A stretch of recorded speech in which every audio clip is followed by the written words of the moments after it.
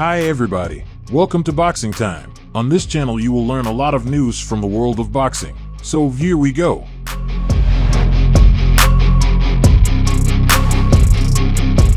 Canelo Alvarez is adamant about facing Jermall Charlo for his upcoming May 4th bout during Cinco de Mayo weekend with PBC. Should Alvarez's desire to fight Jermall not be fulfilled, he reportedly will not step into the ring in May. This ultimatum from Canelo, February 2nd, 39 KOs, puts PBC in a challenging position, forcing them to weigh the option of granting the superstar's wish to fight Jermall, 33-0, 22 KOs, or risk losing him for the highly anticipated May 4th event. Premier boxing champions are inclined towards the idea of pitting undisputed super middleweight champion Canelo against Haime Munguia on that date, believing it to be a more financially lucrative matchup compared to one against Jermall.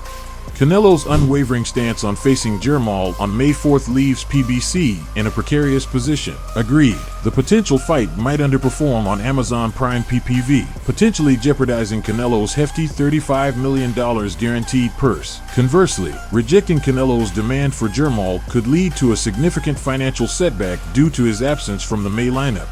According to Mexican journalist Fernando Schwartz, Canelo will not entertain any alternative opponents. It's either Jermall or no fight in May. PBC faces a time-sensitive decision: comply with Canelo's terms or risk him withdrawing from the event. Schwartz stated, Canelo does not accept another. Canelo threatened Al Haymon and PBC. Otherwise, Charlo will not fight. This is what Canelo said, and I quote, "Well, if it's not Jermall, there's no fight in May." If Canelo remains resolute in his preference for Jermall, PBC will need to swiftly secure a replacement for the May 4th bout. While David Benavidez could be a candidate, his lack of PPV appeal coupled with his upcoming bout against Alexander Gvozdyk for the WBC interim light heavyweight title renders him a less marketable option. Therefore, finding an adequate replacement remains crucial for PBC to capitalize on the popularity of the Cinco de Mayo weekend.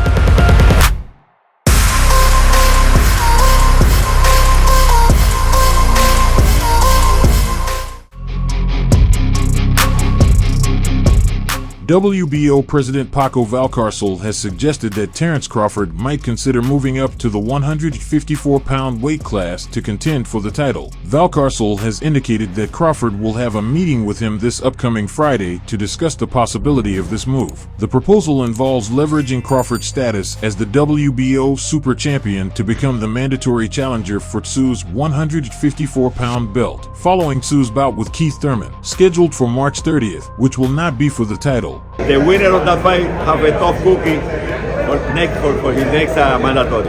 While a fight against Tszyu may not offer the mega payday Crawford sought against Canelo Alvarez, it represents the best available option given Canelo's reluctance to engage with him. Crawford has expressed disinterest in remaining at the 147-pound weight class to face IBF welterweight champion Jaron Boots Ennis, despite the potential attention such a bout could generate from U.S. boxing fans. Instead, Crawford aims to secure a 4th division world title, a feat achievable by defeating Tszyu, who is perceived as not as speedy as Boots Ennis. The matchup between Tszyu and Crawford is anticipated to be a pay-per-view event, with additional revenue expected from Australian pay-per-view purchases, providing Crawford with a lucrative payday.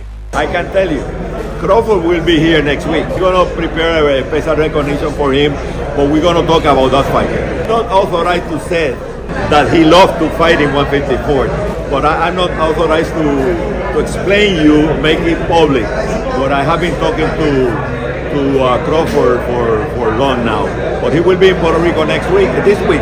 He will be in Puerto Rico on Friday, okay?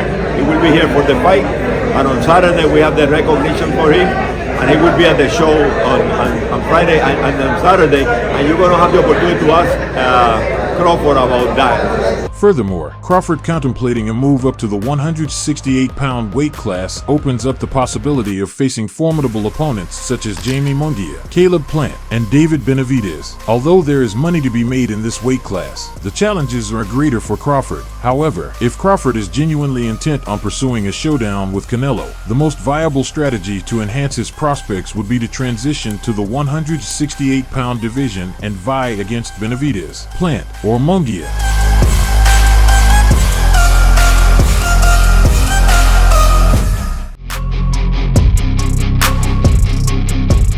with WBC President Mauricio Suleiman's assistance. Saul Canelo Alvarez has skillfully sidestepped facing his WBC mandatory challenger, David Benavidez, for the past 2 years. Now that Benavidez is transitioning to a higher weight class, speculation arises whether Canelo will continue this pattern with his next mandatory challenger. As one climbs the ladder of success in boxing, fans demand matchups between the best contenders. Despite David Benavidez demonstrating his worthiness for the undisputed crown at 168 pounds on 3 occasions, WBC President Mauricio Suleiman failed to follow through on ordering the championship fight. Instead of focusing on the impending March deadline to officially order a Canelo Benavidez bout, Suleiman's priority was ensuring Benavidez's removal from the equation. Upon successfully avoiding the Canelo Benavidez fight, Suleiman proudly announced a surprising alternative on February 22nd.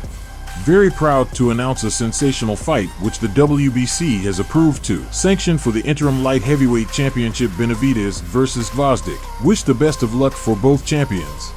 This move positions David Benavidez to potentially challenge the winner of the Dimitri Bivol versus Artur Beterbiev clash, paving his way to contend for the undisputed title at 175 pounds. With Benavidez out of the picture, attention turns to whether Canelo will evade another significant threat at 168 pounds. WBA regular super middleweight title holder David Morrell emerges as a rising star in the division, despite discussions around potential opponents for Canelo like Jermall Charlo, Haime Munguia, and Edgar Berlanga. David Morrell's name remains conspicuously absent. With Benavidez sidelined, Cuban boxer David Morrell presents perhaps the most formidable challenge for Canelo. Despite his limited professional experience, Morrell has showcased the skills to justify his status as a top contender. While Jermall Charlo and Haime Munguia have their merits, Morrell's technical prowess and defensive acumen make him a more formidable foe for Canelo Alvarez.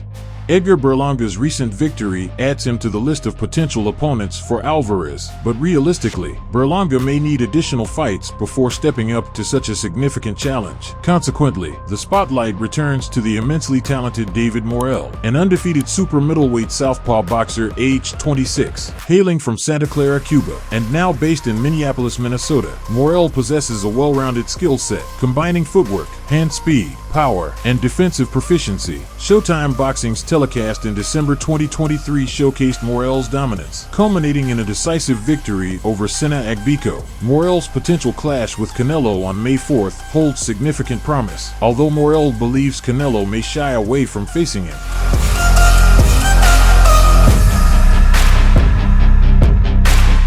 Subscribe.